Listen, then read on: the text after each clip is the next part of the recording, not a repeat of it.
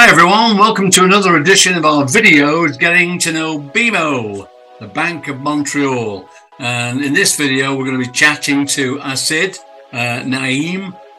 He's a mortgage specialist at the Bank of Montreal. This time we're talking about rental offset.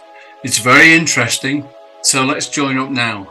Right, thank you, and here we are then with our Getting to Know BMO spot. This is our second one in the series. You can get them all on my YouTube channel and various other social media outlets, of course. But our man is here, our mortgage specialist from the Bank of Montreal, Assad Naeem. I always have to make sure I get his name right, and I think I'm getting it right. How you doing, Assad? Good to see you again. Quite well, yeah. Great to see you again, too. I'm doing quite well. How are you doing today? Yeah, okay. Yeah, the weather's picking up, so that's always good for us. Eh?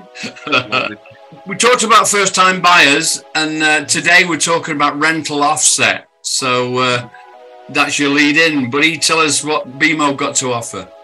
Well, definitely. This is another one of my favorite topics to discuss. And there's a reason for that. It's because no other financial institution will do an offset like BMO would do. And that's what makes it quite special and quite useful when you're trying to buy a new home or trying to downgrade or for various reasons. And I'll break it down. Like, the number one reason the rental offset is used is if you already have a property and you want to move into another property without selling the current property. Either you're buying a bigger house or you're downsizing, you can utilize this rental offset to do so. And what it'll do is it'll take away any negative implications that your existing property will have.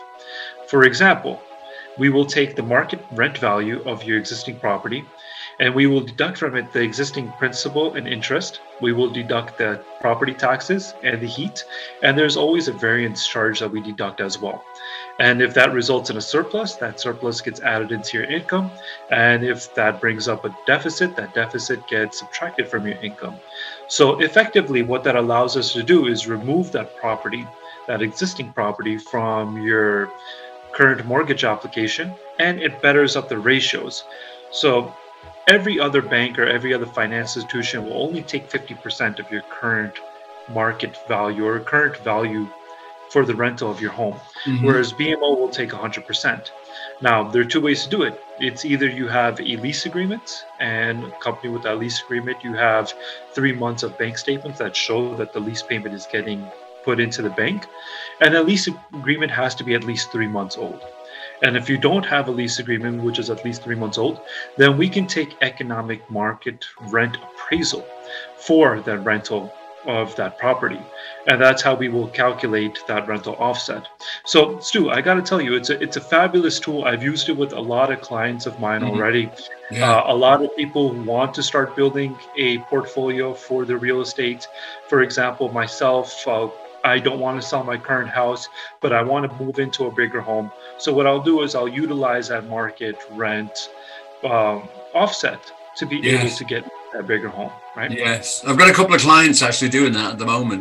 So it's really helpful, and plus the bigger percentage, like you said, it's usually 50%, isn't it? But BMO offer more than that. Yeah, definitely. 100% is better than 50%. Yeah, no, that's right. It's a great idea, actually, to build up, income streams, isn't it, from other properties? And I think that happens a lot. When they first get on the ladder, they have a smaller home. Then they want to, move to a bigger home, but they keep the first one as a rental property. So I think that's a great idea.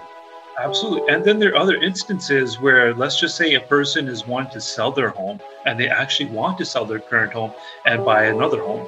In most scenarios like that, what happens is terms and conditions come up that you have to have a firm sale condition in order to get the funding for the new purchase. So in that scenario, you can still use the rental offset. That way, it'll allow the person to not to worry about selling the first home and still be able to get the financing for the new home. And, once they get the financing, once they're able to sell the new home, that term and condition won't be attached to the purchase of the new home. They wouldn't have to worry about selling the home right away. So it's another, maneuver that we can use to get them into the new home without putting the pressure on selling that existing home and selling it fast. Great, and you've got lots of great programs, I have to say. And we've only this is only the second one we've done, and we're just going to keep going with them. So yeah, and you're the man with the information. I'll put all your contact details at the end of the video, and that's us for today. Then I'll see you on the next video, Sid.